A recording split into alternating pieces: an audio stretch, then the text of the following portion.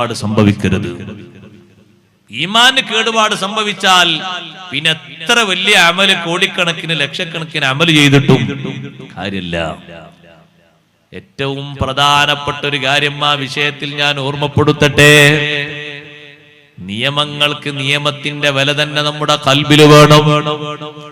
ഹറാമിന് പുല്ല് വില വന്നാൽ, ഹറാമ് ലാഘവത്തോടെ കണ്ടാൽ, ഹലാലാക്കുന്ന പരിവേഷം വന്നാൽ, പലരും ചെയ്യുന്നു എന്ന മുഖേന പ്രശ്നമില്ല എന്ന ഒരു ചിന്തയും വാക്കും വന്നാൽ, ഒരൊറ്റ ഹറാമിനെ ഹലാലാക്കിയാൽ തന്നെ ദീന് വിട്ട് പുറത്തുപോയി. അല്ലാഹു നമ്മളെ കാത്ത് രക്ഷിക്കട്ടെ. കുറ്റകൃത്യങ്ങൾക്ക് കൂടുതൽ സൗന്ദര്യവും അതിന് ആസ്വാദകരും അതിന് പ്രേക്ഷകരും അതിന് സമ്പാദകരും അതിന് പ്രസിദ്ധീകരിക്കുന്ന ആളുകളും അതിന് പബ്ലിസിറ്റി ചെയ്യുന്നവരും ലോകതലത്തിൽ വർദ്ധിക്കുകയും അതിന്റെ വിവിധ മുഖങ്ങൾ ലോകതലത്തിൽ വരികയും അതിന്റെ ആളുകളായിട്ട് പലരും മാറുകയും ചെയ്യുമ്പോ, മുസ്ലിമേ, നിന്റെ ഖൽബിലെങ്ങാനും ഒരിക്കലെങ്ങാനും തോന്നിപ്പോയാൽ, ഇതിനൊന്നും പ്രശ്നമില്ലാന്ന് തോന്നിപ്പോയാൽ, പച്ച ഹറാമിന് കുഴപ്പമില്ലെന്ന് തോന്നിപ്പോയാൽ, ഈമാന് പോയി കേട്ടോ. ഇതിനത്ര പ്രശ്നമൊന്നുമില്ല. എത്ര ആളുകൾ ഇതിന്റെ പിന്നിലുണ്ട്, എത്ര ആളുകൾ ഇത് ചെയ്യുന്നുണ്ട് എന്നൊരു തോന്നല് വന്നാൽ, സുബ്ഹാനല്ലാഹ്, നമ്മുടെ ഈമാന് പോയി. അതുകൊണ്ടാണ് ഹറാമിനെ ഹറാമായിട്ട് തന്നെ കാണണം, ഹറാമിനെ ഹറാമായിട്ട് തന്നെ കാണണം. എത്ര സന്നിഗ്ധ ഘട്ടമാണെങ്കിലും അതിനോട് സമരസപ്പെടുന്ന ഒരു രംഗം നമുക്ക് ഉണ്ടായിക്കൂടാ. എത്ര ബുദ്ധിമുട്ടുള്ള സംഗതി വന്നാലും അത് സ്വീകരിക്കുന്ന ഒരു സന്ദർഭം ഉണ്ടായിക്കൂടാ. ലാഘവത്തോടെ കാണരുത്, ലാഘവത്തോടെ കാണരുത്. ഹറാമിനെ ഹറാമായിട്ട് തന്നെ കാണണം. അതിനൊന്നും പ്രശ്നമില്ല എന്ന് കാണരുത്. പ്രായപൂർത്തിയും പക്വതയും എത്തിയിട്ട് 1-2 മക്കളുള്ള ഒരു ഉപ്പയോട് അല്ല, അങ്ങനെയൊന്നും ഈ രൂപത്തിലൊന്നും വസ്ത്രം ധരിക്കാൻ പാടില്ലല്ലോ.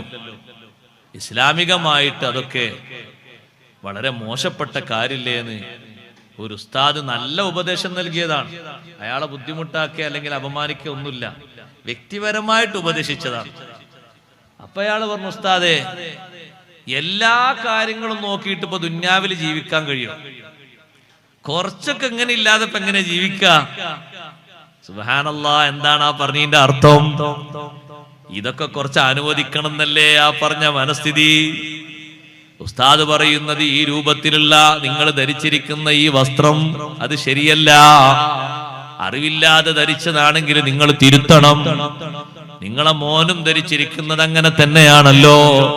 വളരെ കടുത്ത ഭാഷയിലല്ലേ നബി സല്ലല്ലാഹു അലൈഹി വസല്ലം ഇത് പറഞ്ഞത്? അള്ളാഹുവിന്റെ റഹ്മത്തിന്റെ നോട്ടം നോക്കൂലെന്നൊക്കെ ഇതിന്റെ വിഷയവുമായി ബന്ധപ്പെട്ട് പറഞ്ഞിട്ടില്ലേ? ഈ വിഷയം നമ്മിൽ നിന്ന് ഉണ്ടാകാതെ സൂക്ഷിക്കുകയല്ലേ വേണ്ടത് എന്ന് പറഞ്ഞപ്പോ മറുപടി എന്താണെന്നറിയോ? ഇങ്ങനൊക്കെ അല്ലാതെ ഇപ്പത്തെ കാലത്ത് ജീവിക്കാൻ കഴിയോന്നാണ്. സഹോദരങ്ങളെ, ഏത് കാലം മാറി വന്നാലും ഹറാമ് ഹറാമായിട്ട് തന്നെ വിലയിരുത്തണം. ഹലാലിന്റെ പരിവേഷം കൊടുത്തുകൂടാ.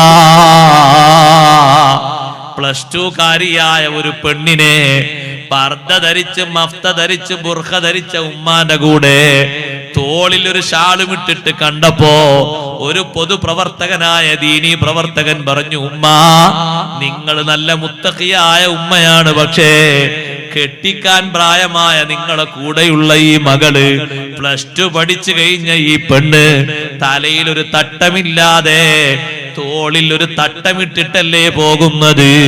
തലയിൽ തട്ടമിടാതെ നടക്കുന്നത് ഹറാമല്ലയോ